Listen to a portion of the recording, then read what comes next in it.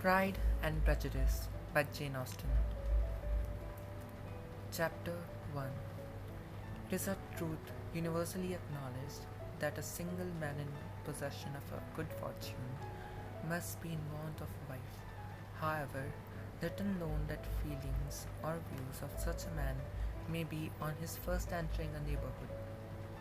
This truth is so well fixed in the minds of our surrounding families that he is considered the rightful property of someone or other of their daughters.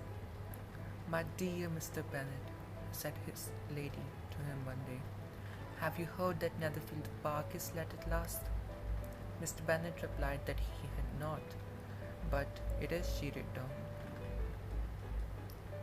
for Mrs. Long has just been here and she told me all about it.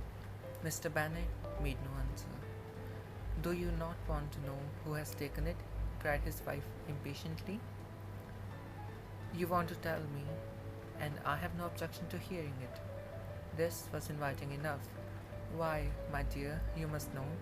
Mrs. Long says that Netherfield is taken by a young man of large fortune from the north of England, that he came down on Monday in a chaise and four to see the place, and was so much delighted with it that he agreed with Miss Morris immediately that he is to take possession before Michaelmas, and some of his servants are going to be in the house by the end of this next week." "What is his name?" "Bingley." "Is he married or single?" "Oh, single, my dear, to be sure. A single man of large fortune, 4 or 5 thousand a year. What a fine thing for our girls." "How so? How can it affect them?" "My dear Mr. Bennet," replied his wife, "how can you be so tiresome? You must know that I am thinking of just marrying one of them." "Is that the design in settling here?" "Design? Nonsense! How can you talk so? But it is very likely that he may fall in love with one of them, and therefore you must visit him as soon as he comes." "I see no occasion for that.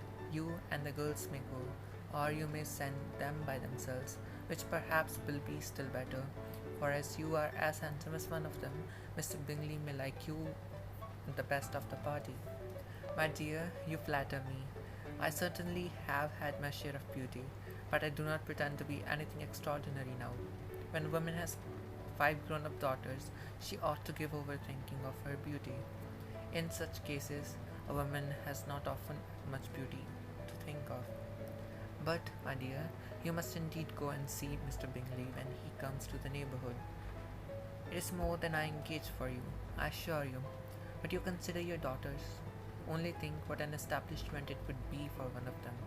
Sir William and Lady Lucas are determined to go, merely on that account, for in general, you know, they visit no newcomers. Indeed, you must go, for it will be impossible for us to visit him if you do not.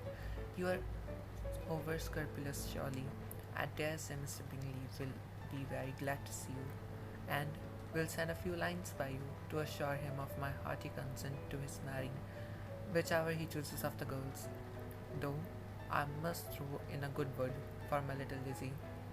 I desire you will do no such thing. Lizzie is not a bit better than the others, and I am sure she is not half as handsome as Jane, nor half as so good-humoured as Lydia. But you are always giving her the preference. They have one of them, much to recommend them," replied he. "They are all silly and ignorant like other girls, but Lizzie has something more quickness than her sisters." "Mr. Bennet, how can you abuse your own children in such a way? You take delight in vexing me. You have no compassion for my poor nerves." "You mistake me, my dear. I have a high respect for you nerves.